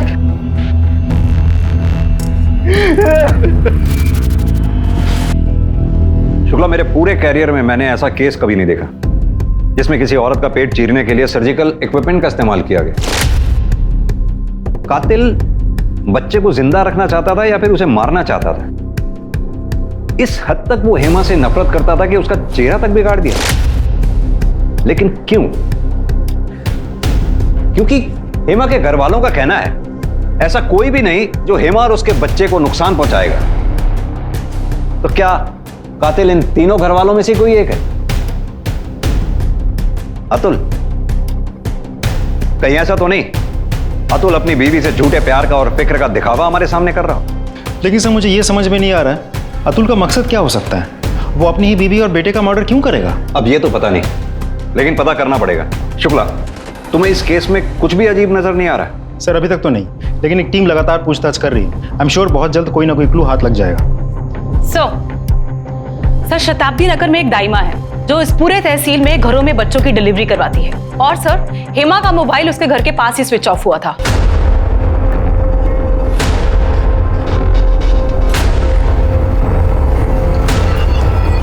आप इसे जानती हैं? जी, इसे कैसे भूल सकते हैं? अभी 2 दिन पहले तो आई थी हमारे पास। क्यों आई थी आपके पास? जाके एक समस्या थी, वही हल कराने आई थी हमारे पास। दाइमा, क्या आप मेरी मदद कर सकती हैं? मुझे ये बच्चा नहीं चाहिए, प्लीज गिरा दीजिए इसे। बोरा गई है क्या? हाँ, क्या बोल रही है? अरे हम इन हाथों से दुनिया में नया जीवन लाने का काम करते हैं, और तू हमें जीव हत्या करने को कह रही है? अरे क्यों मारना चाहती है अपने बच्चे को? बिटिया, वो बड़े किस्मत वाले होते हैं जिन्हें ऊपर वाला औलाद देता है। तो आप ये बच्चा गिराने में मेरी मदद नहीं करेंगी? ना बिटिया, ये पाप हमसे तो ना होगा। क्या हेमा अपना बच्चा गिराना चाहती थी? हाँ, तो यही तो बोल रहे हैं हम आपको इतनी देर से। उसने कुछ बताया कि वो क्यों अपना बच्चा गिरवाना चाहती थी? नहीं, हमने भी बहुत पूछा पर कुछ बोली नहीं वो। अच्छा, कोई आया था उसके साथ या वो अकेली आई थी? आई तो अकेली थी, पर हाँ बार बार अपना फोन देख रही थी। क्या देख रही थी मोबाइल में? वो तो मालूम नहीं, लेकिन वो बोली कि दाइमा, क्या मैं फ़ोन चार्ज कर सकती हूँ यहाँ पे? वो देखिए ना, बैटरी ख़त्म हो रही है तो फ़ोन बंद हो जाएगा। बिटिया, हमें तो कोई दिक्कत नहीं है, पर तुम खुदे देख लो, बिजली नहीं है, शाम को 6 बजे तक आएगी। अच्छा, आप ये बता सकते हैं कितने बजे के आसपास की बात रही होगी? जी कोई शाम के 4 बजे होंगे। शुक्ला, बड़ी अजीब सी बात है। हेमा बच्चा चाहती थी, बच्चे को जन्म भी देने वाली थी, वो भी लड़का, जिसके लिए उसकी फैमिली ने उसे परेशान कर रखा था।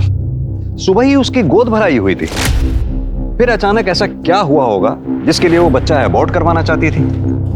माजरा क्या है, कुछ समझ में नहीं आया। सर, वैसे हमने विमला दाई का बयान चेक कर लिया है। वो सच बोल रही थी। उस एरिया में दोपहर 2 से शाम के 6 बजे तक बिजली नहीं रहती, और उस एरिया में आसपास कहीं भी सीसीटीवी कैमरा भी नहीं है। सीसीटीवी नहीं है, पर यह तो हो सकता है कि किसी इंसान ने कुछ देखा हो, कुछ सुना हो। हेमा उस दिन अपना फोन चार्ज करना चाहती थी। शुक्ला, हेमा के साथ जो कुछ भी हुआ तो 4 बजे से 9 बजे के बीच में हुआ। सर हेमा के कॉल रिकॉर्ड्स में जो नंबर मिला था, जिस पर 1 महीने तक उसकी लगातार बात हुई थी, और उसके गायब होने से पहले अचानक 1 महीने पहले उसकी बातचीत बंद हो चुकी थी, वो नंबर महेश शर्मा का है। ये Mahesh Sharma nature IVF clinic में पार्ट टाइम वार्ड बॉय का काम करता है, जहां हेमा अपने बच्चे के ट्रीटमेंट के लिए गई थी। महेश शर्मा? सर, ये महेश शर्मा तो सिटी नर्सिंग होम में भी वार्ड बॉय का काम करता है, और जिस दिन मयूरेश और सोनाली की 1 दिन की बेटी गायब हुई थी, उसी दिन से वो काम पे नहीं आ रहा है। फोन भी स्विच ऑफ आ रहा है। सर, महेश का फोन ऑन हुआ और उसकी लोकेशन भी ट्रेस हो गई। शुक्ला, इससे पहले कि वो दोबारा फोन बंद करे या गायब हो जाए, उठा के ले आओ उसे। सर, ऐसे ही मारा था हेमा और उसकी बच्ची को, ऐसे ही मारा था। बोल। हम कुछ नहीं किए, सब सच बता रहे हैं, कसम खा के बोल रहे हैं साहब, हम निर्दोष हैं, हम कुछ नहीं किए। झूठी कसम खाना छोड़ और सच उगलना शुरू कर, वरना हेमा और उसकी बच्ची के मर्डर के जुर्म में यही जिंदगी भर सड़ेगा, समझा? सच ही तो बोल रहे हैं साहब। वो हेमा मैडम जी से थोड़ी बातचीत हो जाती थी, उसके बाद बस उतना ही था साहब। फिर वो एक दिन चेकअप को आई तो, ए सिस्टर, ऐसे मुंह लटकाए काहे बैठी हो? अरे माँ बनने वाली हो, जरा खुश रहा करो। महेश भाई, कैसे खुश रहूं मैं जब पता है कि मेरे पेट पे बेटा नहीं, एक बेटी है। वो बेटी जो किसी को भी नहीं चाहिए, मैं जाके भी अपनी बेटी को नहीं रख सकती। हो सकता है कि मैं अपनी बेटी को खुद ही मार दूं। माँ होकर ऐसे राक्षस जैसी बातें काहे को करती है? अरे कितने भले मानस है जो बच्चा गोद लेने के लिए तरस रहे हैं। उन बेचारों को दे दो, उनका जीवन सफल हो जाएगा। हेमा को ये किसने बताया कि उसके पेट में लड़का नहीं लड़की है? डॉक्टर ने? हमका बताए, कौन बताया? हमें तो वही बताई थी। फिर 1 महीने बाद हेमा मैडम जी अपनी वादे से मुकर गई और हमारी जान आफत में आ गई। काहे कि हम सामने वाली फैमिली से बेटी देने के लिए एडवांस पहले ही उठा लिए थे, इसलिए हम सोनाली की बेटी को चुरा लिए। इसे पता लगवाओ कि सोनाली और मयूरेश की बेटी कहाँ पर है, उसे यहाँ लेकर आओ। इसके ऊपर इलीगल अडॉप्शन, किडनैपिंग, हेमा और उसके बच्ची के मर्डर का चार्ज लगाओ। और हाँ, इसके कॉल रिकॉर्ड्स और मोबाइल लोकेशन रिकॉर्ड सारे निकलवाओ। पता करो 2 फरवरी को ये कहाँ था जिस दिन हेमा शताब्दी नगर गई थी, जहाँ उसका मर्डर हुआ था। सर, यस इंस्पेक्टर, हेमा ने आईवीएफ ट्रीटमेंट के लिए हमारे क्लिनिक में रजिस्टर करवाया था, पर हमने उसे ट्रीटमेंट नहीं दिया। नहीं दिया मतलब? हेमा तो प्रेग्नेंट थी। हाँ, पर हमारे ट्रीटमेंट देने से कुछ दिन पहले ही वो नेचुरली प्रेग्नेंट हो गई थी। लेकिन डॉक्टर, जहां तक हमें पता है हेमा के पति अतुल का स्पर्म काउंट लो था, जिसकी वजह से हेमा प्रेग्नेंट नहीं हो सकती थी। इसे ही तो चमत्कार कहते हैं। जब इंसान पूरी तरह से हताश हो जाता है तो ऊपर वाला उसे निराश नहीं होने देता। क्या कभी हेमा ने ये जानने की कोशिश की कि उसके पेट में जो बच्चा है वो लड़का है या लड़की? एक नहीं, कई हजार बार पूछा था, पर मैंने उसे साफ मना कर दिया था। उन्होंने आपसे कभी बच्चा अबॉर्ट करवाने की बात की थी? नहीं। Excuse me doctor. Yes. Hello. हाँ, डीएनए रिपोर्ट आ गई तो बच्चे से हेमा का डीएनए मैच कर गया, तो हेमा के पति अतुल से भी कर गया होगा ना? क्या?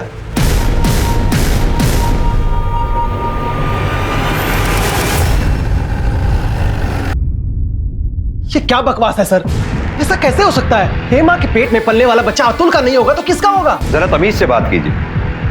ऐसा मैं नहीं, डीएनए रिपोर्ट कह रही है कि हेमा के पेट में जो बच्चा था वो अतुल का नहीं था। हाँ तो क्या भरोसा, ये जो डीएनए रिपोर्ट में लिखा है वही सच है? हो सकता है कि जबरदस्ती आप ये हेमा के पेट में पलने वाला बच्चा अगर मेरा नहीं था तो वो राजेश भाई साहब का ही होगा।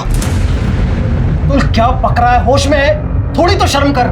मुझे शर्म नहीं आ रही। अरे आपको शर्म आई थी, भूल गए आप? जब हेमा प्रेग्नेंट नहीं हो रही थी तो आते जाते कैसे ताला देते थे। और उस दिन भाई साहब जब मैं ऑफिस जा रहा था, अरे तब तो हद कर दी थी आपने। अरे अतुल। हाँ भैया। 6 साल हो गए तेरी शादी को, है? कुछ बच्चे के बारे में सोच रहा है? सब नहीं होता है तो मुझे बोल, मैं करता हूँ। अतुल, वो बच्चा राजेश का भी नहीं हो सकता। अगर ऐसा होता तो डीएनए रिपोर्ट में राजेश का भी डीएनए 50% मैच होता। हेमा के बच्चे का बाप कोई और ही था। सुन लिया ना अतुल, पड़ गई ना आप कलेजे में ठंडक। ने आज अपने बड़े भाई को सबके सामने बेइज्जत कर दिया, वो भी उस भाई को जिसने कभी तुझे अपना छोटा भाई नहीं समझा बल्कि हमेशा अपना बेटा माना। सर, ये अतुल अपनी बीवी के प्यार में अंधा हो चुका था। इसे तो ये तक नजर नहीं आया कि इसकी बीवी कहां मुंह मारती फिर रही थी। क्या मतलब? सर, हमारी कॉलोनी में यहीं आगे एक कपल रहता है, जया और अश्विन। हेमा उनके घर घंटों बिताती थी।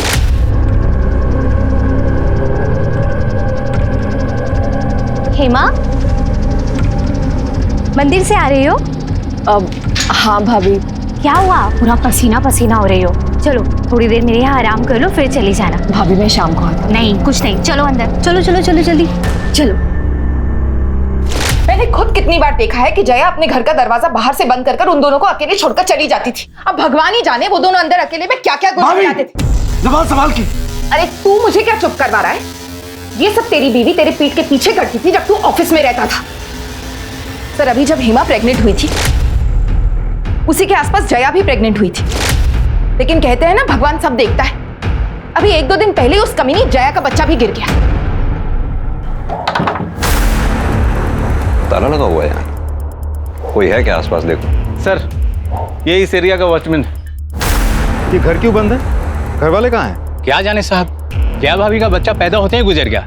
3 तारीख को गए थे दफनाने के लिए, उसकी अगली सुबह से ताला जड़ा हुआ। ठीक है, तुम जाओ। Okay sir. शुक्ला सर, ये जया और उसके हस्बैंड का फोन नंबर पता करो। दोनों के call records, mobile location records सब पता करो। दोनों के फोन सर्वेलेंस पे डालो, पता करो ये दोनों हैं कहाँ पर।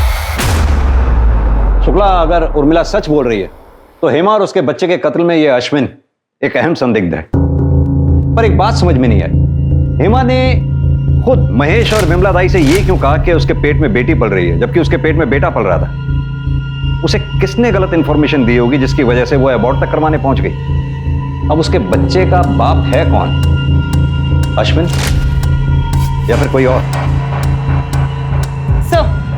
सर, अतुल के कॉल रिकॉर्ड्स में एक नंबर मिला जिस पर उसके अक्सर बातचीत होती है। किसका नंबर है? सर, अतुल के घर में काम करने वाली बाई रत्ना का। और जब हमने रत्ना के बारे में पता किया तो ये पता चला कि रत्ना भी 7 महीने प्रेग्नेंट है और अतुल उसे पिछले कुछ दिनों से पैसों की मदद कर रहा है। ओह, तो कहानी में एक और ट्विस्ट। ये सिंपल लोग तो कुछ ज्यादा ही घुमावदार निकले। चलो इस रत्ना से भी पूछताछ कर लेते हैं कि उस पर इतनी मेहरबानी किस लिए। हाँ साहब, ये सच है कि मैं मिश्रा जी के वहाँ मेड का काम करती हूँ। अतुल साहब तो भगवान समान है। उन्होंने मेरी हालत देखकर खुद ही बोल दिया कि तुम आराम करो और तनख्वाह घर में ही मिल जाएगी। इसी हालत की वजह से अतुल तुम्हें तनख्वाह दे रहा था या फिर वजह कोई और थी? या फिर इसलिए दे रहा था क्योंकि तुम अतुल के बच्चे की माँ बनने वाली हो? ये कौन बोल दिया साहब? हम गरीब हैं, हमें तो कोई भी कुछ भी आके बोल देता है। लेकिन उस भगवान समान आदमी पर कीचड़ मत उछालिए। वो तो हेमा दीदी को इतना प्यार करते हैं कि किसी की तरफ नजर उठाकर भी नहीं देखते। प्यार करते थे, अब ना तुम्हारी हेमा दीदी रही और ना ही उसका बच्चा, क्योंकि दोनों को रास्ते से तुमने हटा दिया ताकि तुम अतुल की जिंदगी में शामिल हो सको। सच है ना ये बात? क्या हेमा दीदी नहीं रही? ये तो मुझे नहीं पता साहब। मैं तो कई महीने से घर से बाहर भी नहीं निकली। और ये सब कैसे और कौन किया? सब कुछ तो ठीक चल रहा था। हमें याद है हेमा दीदी जब पेट से थी तो अतुल साहब को डर था कि कहीं उनकी बेटी ना हो जाए। और साहब, अतुल साहब को पता था कि हमारे पहले से 2 बेटे हैं और वो कुछ महीने पहले हमारे पास आए। रत्ना, अगर इस बार भी तुझे बेटा हुआ और हेमा को बेटी, तो क्या हमारी बेटी के बदले तू अपने बेटे को देगी? किसी को कुछ पता नहीं चलेगा, तेरे पति को भी नहीं। बोल, देगी अपने बेटे को? और इसके बदले में मैं तुझे 5 लाख रुपए भी दूंगा। फिर जब तुम्हें यह पता लगा कि हेमा के बेटा होगा, तुम्हें 5 लाख रुपए जाते हुए नजर आए, इसलिए तुमने हेमा और उसके बच्चे को रास्ते से ही हटा दिया ताकि अतुल की जिंदगी में ना सिर्फ तुम्हारा बच्चा और तुम भी आ जाओ। नहीं साहब, जितना आप बोल रहे हो उतना तो दिमाग भी नहीं है हमारे पास। कसम से साहब, हमने हेमा दीदी को नहीं मारा। Excuse me sir. बोलो Mishra. Good, very good sir. Jay और अश्विन पकड़े गए।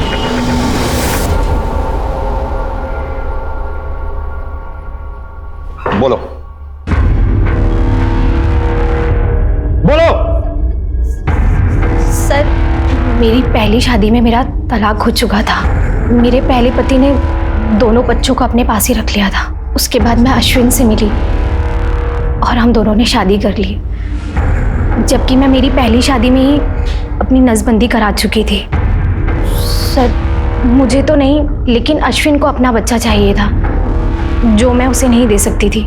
फिर मुझे हेमा और उसके हालात के बारे में पता चला। मुझे पता चला कि अतुल के लो स्पर्म काउंट की वजह से वो कभी माँ नहीं बन सकती है। फिर हमारे बाबा जी ने हमें बताया कि हमारी किस्मत में बच्चा है, लेकिन वो हमें हेमा के ज़रिए मिल सकता है। इसलिए फिर मैंने हेमा से धीरे धीरे दोस्ती बढ़ाई। उसके बाद वो अपना दुख बताने के लिए मेरे पास आती थी और फिर मैं उसे लस्सी या जूस में नशे की गोलियां मिलाकर दे देती थी, जिससे वो सो जाती थी। और उसके बाद अश्विन उसके साथ संबंध बनाते थे इस उम्मीद में कि वो हमें हमारा बच्चा देगी, वो बच्चा जिसे वो अनजाने ही हमारे लिए पैदा करेगी। फिर हेमा ने एक दिन मुझे बताया कि वो बिना IVF ट्रीटमेंट के नेचुरल तरीके से प्रेग्नेंट हुई है। तो हम समझ गए थे कि वो बच्चा अश्विन का ही है।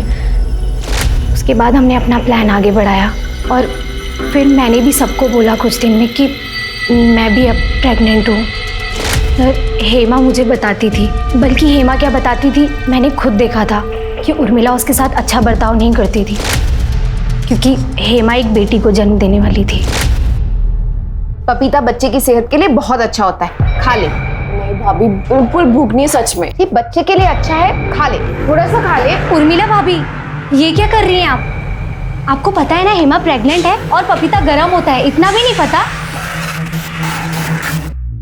बच्चे को नुकसान कर सकता है। हेमा की हालत को देखकर मैंने उससे कहा कि मुझे बेटा होने वाला है, इसलिए मैं तेरी खुशी के लिए अपना बेटा तुझे दे दूंगी और तेरी बेटी मैं ले लूँगी। मैंने उसे बोला कि हमें डिलीवरी एक दिन मेरे ही घर पर करनी होगी, ताकि किसी को ये ना पता चले कि हम क्या करने जा रहे हैं। और वो ये बात सुनकर बहुत खुश हो गई। जाने अनजाने में उसने जिस चीज़ का नाटक किया था, हम उसे सच करने वाले थे। हम उसे किडनैप करते और वो गायब हो जाती। उसके बाद उसका बच्चा हम ले लेते और सबको ये बोलते कि मैंने उस बच्चे को जन्म दिया है। सर, हेमा पहले ही गायब हो गई थी। हमें डर था कि हम किसी ना किसी मुश्किल में फंस जाएंगे और इसीलिए हमने जय के मिसकैरेज का नाटक किया और एक गुड़िया को दफना दिया, ताकि लोग समझे कि वो हमारा बच्चा था। और उसके बाद हम अपने गांव में जाकर छुप गए। इतनी मर्दानगी फूट रही थी। शुक्ला सर, अश्विन का DNA सैंपल लो और हेमा के बच्चे से मैच करके देखो।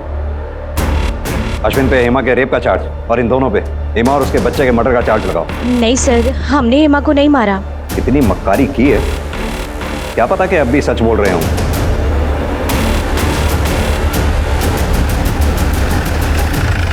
सर, जैसा आप सोच रहे हैं वैसा कुछ भी नहीं है। मुझे नहीं पता जया ने आपसे झूठ क्यों बोला। जया को झूठ बोल के क्या मिलेगा, लेकिन आपको सच बोल के थोड़ी बहुत राहत जरूर मिल सकती है उर्मिला जी। इसलिए अब आप सच बोलिए, वरना पुलिस को गुमराह करने के मामले में आपको अरेस्ट भी किया जा सकता है, समझिए आप। अब आप बोलिए। हाँ सर, मैंने हेमा से झूठ बोला था कि उसे लड़की होगी, क्योंकि मैं नहीं चाहती थी कि वो लड़की को जन्म दे। अगर उसे बेटा हो जाता तो सब कुछ उसका हो जाता। फिर मेरी बेटियों निधि और नेहा का क्या होता? पहले इनकी कोई कदर नहीं, उसके बाद तो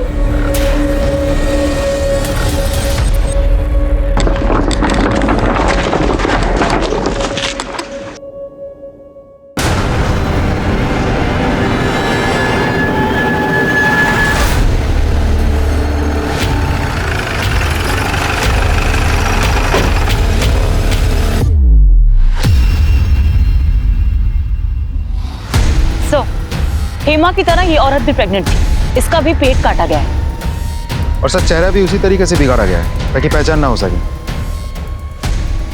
अगर चल क्या रहा है, कौन है जो प्रेग्नेंट औरतों को इतनी बेरहमी से मार रहा है? ये तो तय था कि ये किसी एक ही अपराधी का काम था, क्योंकि दोनों महिलाओं को एक ही तरीके से मारा गया था और गर्भ से बच्चा निकालने के लिए बाकायदा सर्जिकल इक्विपमेंट्स का इस्तेमाल किया गया था और मां और बच्चे का शव भी आसपास ही पाए गए थे। ऐसा लग रहा था कि कोई जानबूझकर गर्भवती महिलाओं को निशाना बना रहा था। ये लीजिए आपकी चाय। अरे भाभी रुकिए, 1 मिनट में बाहर गया, आपको शांति नहीं है। लो मुझे दो। डॉक्टर ने आपको मना किया ना, अंकुश भैया का जो भी काम है मैं करूंगा। मुझे बताओ। मिलिन, अरे उसका काम उसे करने दे, तू अकेले क्या क्या करेगा? क्या क्या कर सकता हूँ उसकी लिस्ट मैं आपको बाद में दूंगा। मैं जा रहा हूँ फिलहाल मार्केट आपके लिए फ्रेश सब्जियां लेने के लिए और आपके लिए फ्रूट्स लेने के लिए। तब तक आप यहाँ बैठेंगे, ठीक है? आइए आराम से आराम से आराम से आराम से। और इनका ख्याल आप रखेंगे, ठीक है? ठीक है। कूड़े के पास जिस औरत की डेड बॉडी मिली थी उसकी फोटोग्राफ आसपास के पुलिस स्टेशन में भेज दी ना? जी सर। साहब मेरा नाम गणेश है साहब। मेरी जोरू कल सुबह से गायब है साहब। दोनों बेटों को बोलकर गई थी कि घंटे भर में काम से वापस आ जाएगी और अभी तक लौट कर नहीं आई साहब। अब तो उसका फोन भी बंद आ रहा है साहब। नाम क्या है तुम्हारी बीवी का? रत्ना। रत्ना? जी। फोटो वगैरह है? जी। ये देखिए सर। और कोई निशानी? साहब उसके हाथ पे गुदा भी हुआ है यहाँ पे।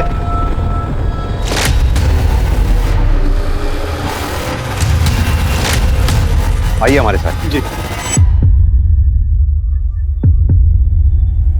रत्ना, रत्ना ये क्या हो गया तुमके रत्ना? रत्ना की बॉडी के साथ एक बच्चे की भी बॉडी मिली। रत्ना को भी ठीक उसी तरह से मारा गया था जैसे कि हेमा को। रत्ना भी हेमा की तरह प्रेग्नेंट थी। अर्जेंट बेसिस पे रत्ना के कॉल रिकॉर्ड्स और मोबाइल लोकेशन रिकॉर्ड्स निकलवाओ। पता करो उसके मोबाइल की लास्ट लोकेशन क्या थी। ये जो भी है, इससे पहले कि वो दूसरी प्रेग्नेंट लेडीज को अपना शिकार बनाए, हमें उस तक पहुंचना होगा।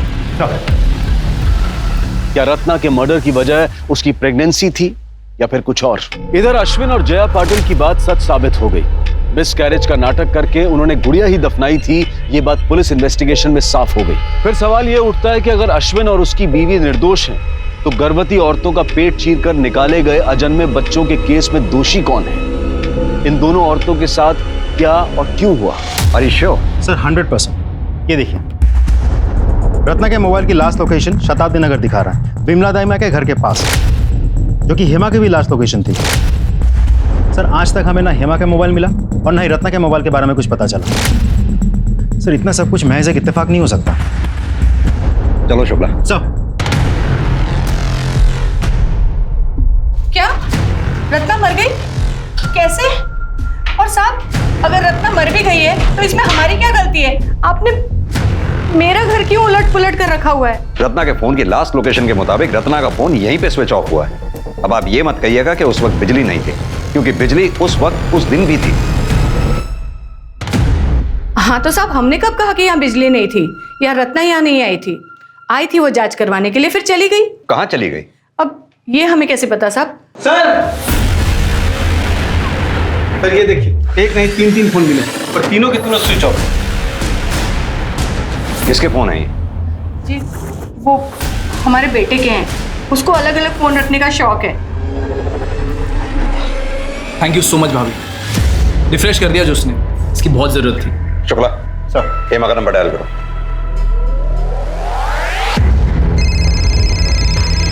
रत्ना का नंबर डायल करो।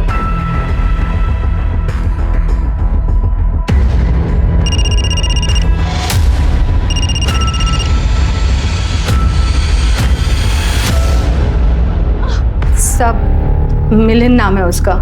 वो डॉक्टर बनना चाहता था। मैं भी ये सुन के बहुत खुश हुई थी कि बेटा डॉक्टर और माँ दाई माँ, सब बढ़िया चलेगा। और उसने 3 बार पेपर दिया और तीनों बार फेल हो गया, पर उसने हिम्मत नहीं हारी थी। उसने बोला कि माँ देखना, एक दिन ज़रूर डॉक्टर बन के दिखाऊंगा। अभी तो सर्जरी भी तो करूंगा ना, है ना? आराम से आराम से। प्रैक्टिस करूंगा तो डॉक्टर क्या, सर्जन भी बन जाऊंगा। मैंने सोचा ये भी ठीक है, कोई अपनी माँ के पेट से थोड़ी ना सीख के आता है। तभी से उसने डॉक्टरों वाले सारे औजार इकट्ठा करना शुरू कर दिए। कैंची, छुरी, ब्लेड, सब कुछ। मिलिंद है कहाँ पर? भगवान जाने सब कहाँ मिलेगा। सुबह जाते वक्त सिर्फ इतना ही बोल के गया था कि अम्मा आज प्रैक्टिस है। प्रैक्टिस? जी। मिलन का नंबर दो हमें। नंबर दीजिए जल्दी।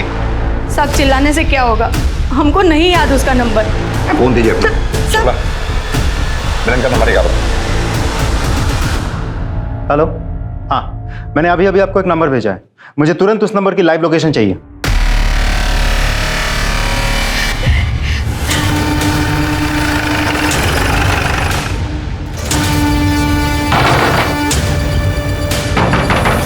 थोड़ा से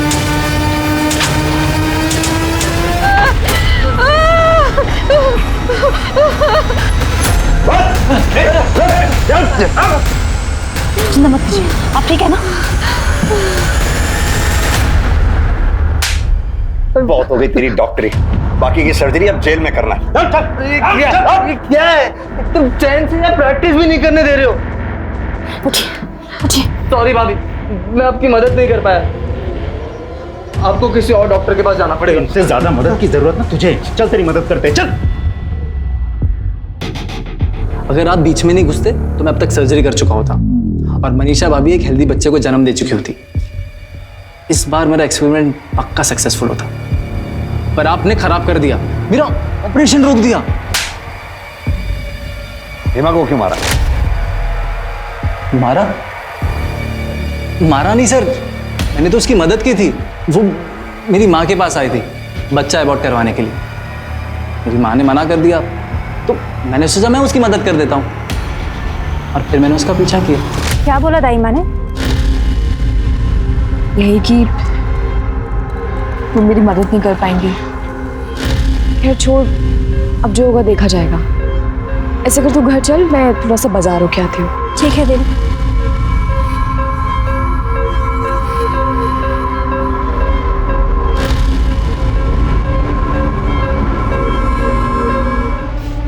आप चाहो तो बच्चा अबॉर्ट करने में मैं आपकी मदद कर सकता हूँ।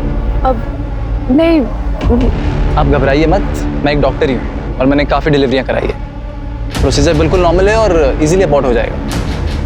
आइए बैठिए ना। फिर मैं उसे अपने घर के पीछे खाली गोदाम में ले गया। ये तुम कहाँ लेके आए हो मुझे? तुम तो कहते तुम डॉक्टर हो।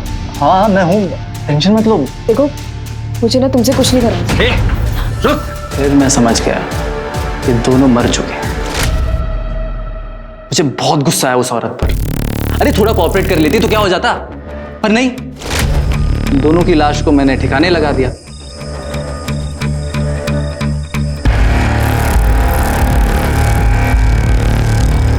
हेमा से पहले वैशाली का मर्डर किया था ना?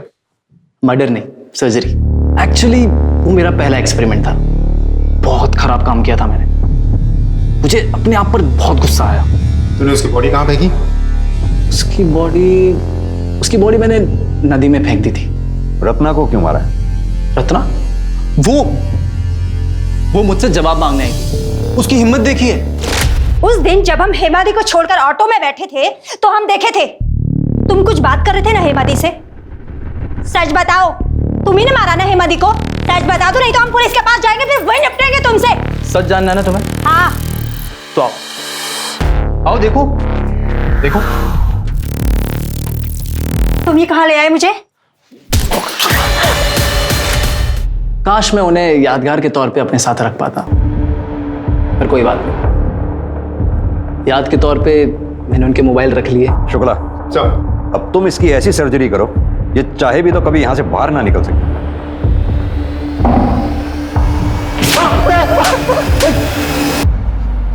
वो मासूम औरतें जो नन्ही जिंदगी को जन्म देने वाली थीं, किसी की सनक की भेंट चढ़ गईं।